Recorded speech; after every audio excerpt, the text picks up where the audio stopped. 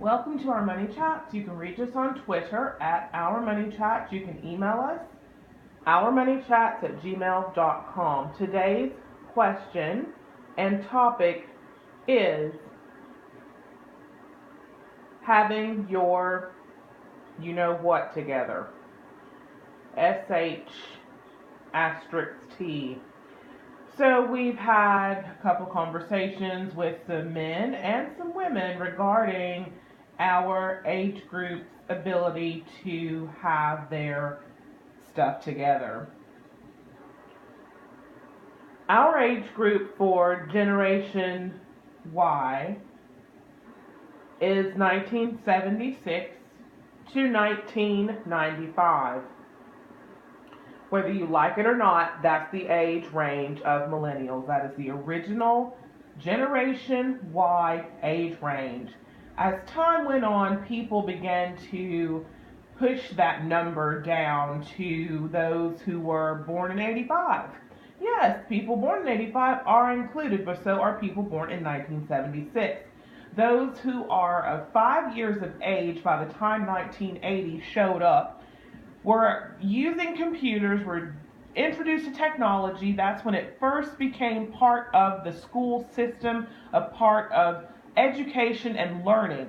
You could get it in the toy store. You could buy games and things very early on. This is when it started, and this is when that's the age group that really could comprehend what was going on. And they were born in 76. And no matter what anybody tells you or tries to give you any kind of graphs, the original date for millennials, 1976 to 1995, Generation Y, Generation Z, are those born 1996 through 2008, if I'm not mistaken. After that, you have Generation Alpha, which starts with the teenagers of today. Teenagers today are not millennials. They are a whole other generation that have nothing to do with the 30 and 40-year-olds that are in the workplace today. Now, given that we know these young men and women grew up with a different situation than their parents, which was a lot of people, including myself, spent a lot of money on school. Tuition started getting really high. Prices got out of control. Next thing you know, you're $90,000 in the hole, and you're hoping to God you get a job that pays you some large percentage of that number so that you can actually pay this money back. And like myself and others, a lot of us are still paying on this stuff. It's just crazy.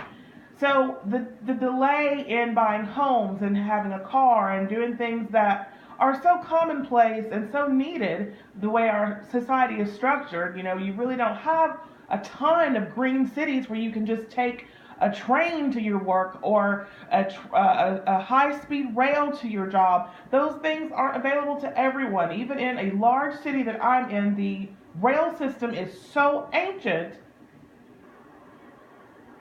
that it's better to take a car.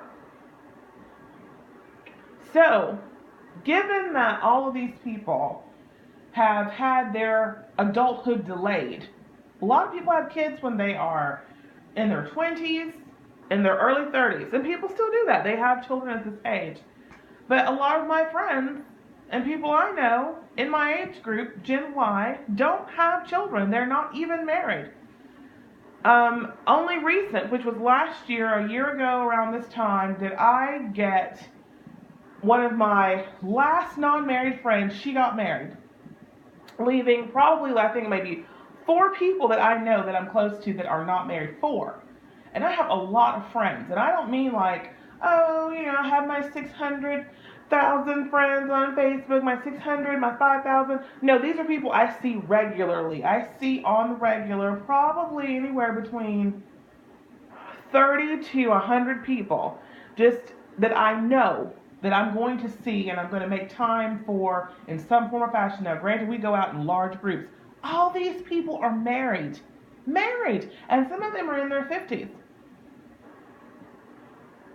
Now, of course, that's a whole other generation. That's Gen X.